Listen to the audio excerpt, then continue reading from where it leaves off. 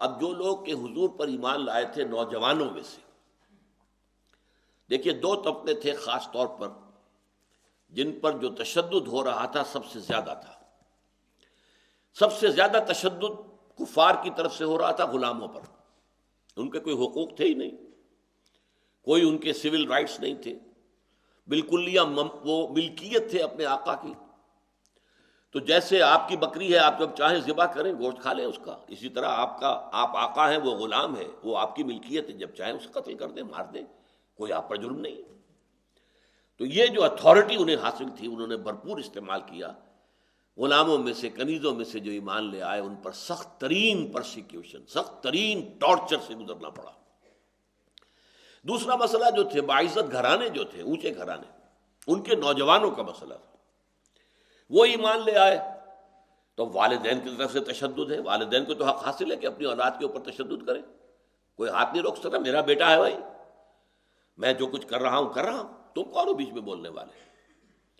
یہ جو نوجوانوں کا طبقہ تھا اس میں ایک تشدد تو یہ بھی تھا کہ انہیں بھوکا رکھا گیا اور زنجیروں میں جکڑ کر گھروں میں باندھ کر ڈال دیا گیا، نہ کچھ کھانے کو نہ پینے کو، تاکہ ان کے 14 طبق روشن ہو جائیں.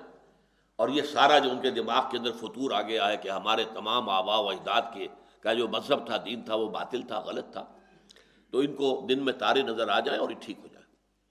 تو ایک تو تعذیب تھی، پرسیکیوشن تھی. ایک اور تھا اخلاقی دباؤ.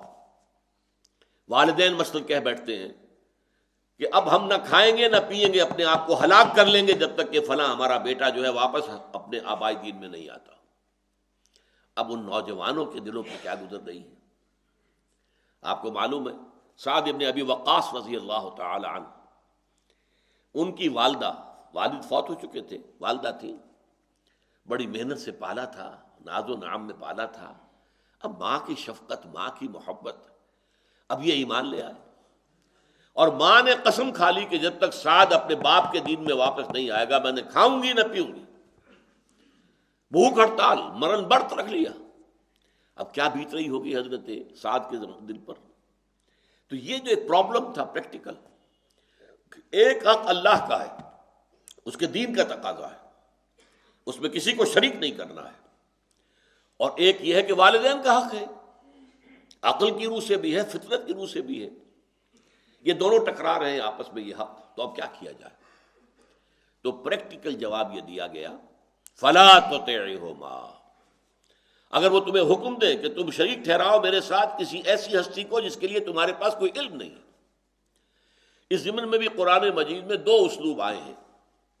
ایک تو یہ ما لیس لک بہ علم، کوئی علمی بنیاد ہے اس بات کی کہ اللہ کے ساتھ کوئی شریک ہے؟ کوئی علمی بنیاد نہیں، کوئی عقلی بنیاد نہیں، کوئی منطقی بنیاد نہیں. اور ایک آتا ہے ما نزل اللہ بہا من سلطان، اللہ نے ان معبودوں کے لیے کوئی سند اتاری نہیں. اگر اللہ تعالیٰ قرآن میں فرما دیتا کہ یہ جو دیویاں ہیں یہ بھی ہیں کچھ، ہاں ٹھیک ہے، یہ میرے ہاں برگزیدہ ہیں، یہ لات اور عزا اور منات، لہذا ہم یقیناً اللہ کا حکم ہوتا قرآن میں تو ہم کچھ نہ کچھ ڈنڈوت کرتے ان کی، کچھ نہ کچھ جو ہے چڑھاوے چڑھاتے، اگر اللہ نے کہا ہوتا. جیسے کہ آپ دیکھیں گے جو سلسلہ حوامیم ہے آخر میں آتا ہے 25ویں پارے میں اور 24ویں پارے میں، تو اس میں فرمایا گیا اے نبی کہہ دیجئے ان کان للرحمن ولد فانا اول العابدین، اگر واقعتا رحمان کا کوئی بیٹا ہوتا تو سب سے پہلے میں اس کی بندگی کرتا، اگر ہوتا. نہیں ہے، کوئی سند نہیں ہے. ہاتھوں برہانکم، لاؤ نا کوئی اپنے پاس کتاب، کوئی ہے تمہارے پاس کتاب جس میں لکھا ہوا ہو.